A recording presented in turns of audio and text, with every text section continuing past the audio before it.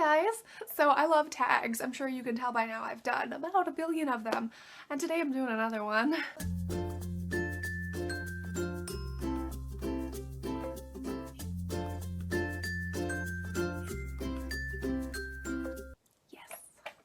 The tag I'm doing today is the Bookish Scenarios Tag. And so basically for this tag there are 7 questions, and it's just kind of like it says, a book scenario. It just kind of gives you a hypothetical question about books and you gotta answer it. It's very simple, very simple. Yeah. Question number 1. You have to get rid of all of your books except for one in each of the following genres: contemporary, fantasy, nonfiction, and one other genre if you're choosing, which I'm gonna choose sci-fi for this genre.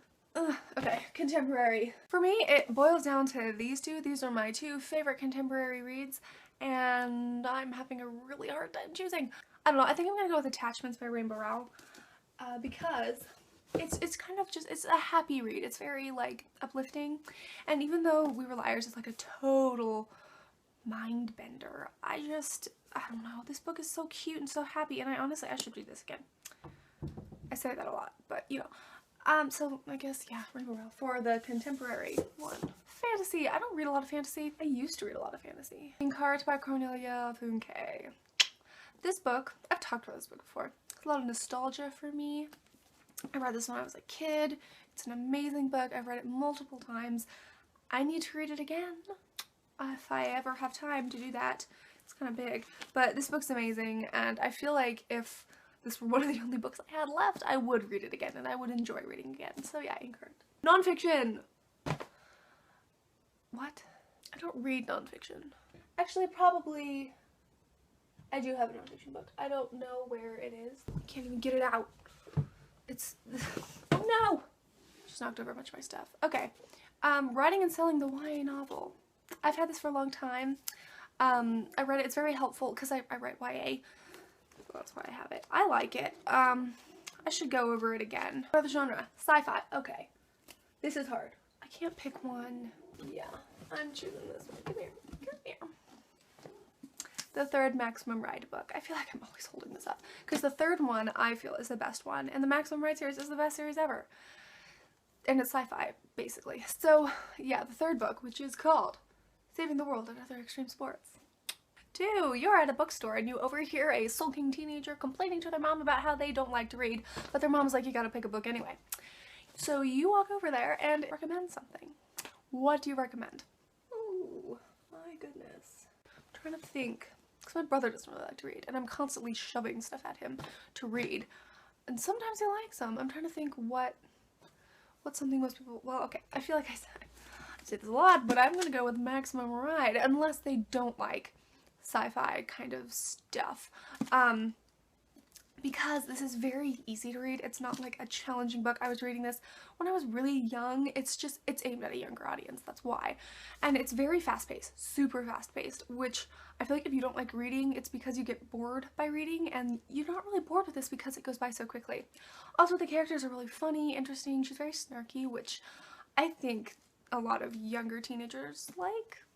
So I guess I would recommend the Maximum Ride series, but I also just love it a lot. So 3, you're not feeling like yourself. Which book would you choose to read as a pick-me-up? I don't even know. You know, even though I just used this one, I would probably go with Attachments, which is why I chose to keep it as my one contemporary book, because it's so cute and it's so uplifting and it's so happy and it's really funny. Everything about this book is amazing. So yeah, I guess Attachments. Is her name pronounced Rowell or Roll? Because I say Rowell, but other people say Roll. I don't. 4, you go back in time to your teenage years. What book would you most likely have caught yourself reading? Technically, I'm still a teenager. I'm 19. But, okay, I've said this a lot. Seriously, I would have been reading this because the series is really long, and I was always reading these. Like, I read them over and over again. So yeah, most likely I was probably reading a Maximum Ride book at any given point in my teenage years. Maximum Ride for everything. 5, your friend surprises you on a with a 4-day trip, and you have 1 hour to pack. What book do you bring? Usually when I'm going on a trip, I bring a book that I haven't read, because I don't really reread books unless I think they're amazing, hence the Maximum Ride. Oh, okay.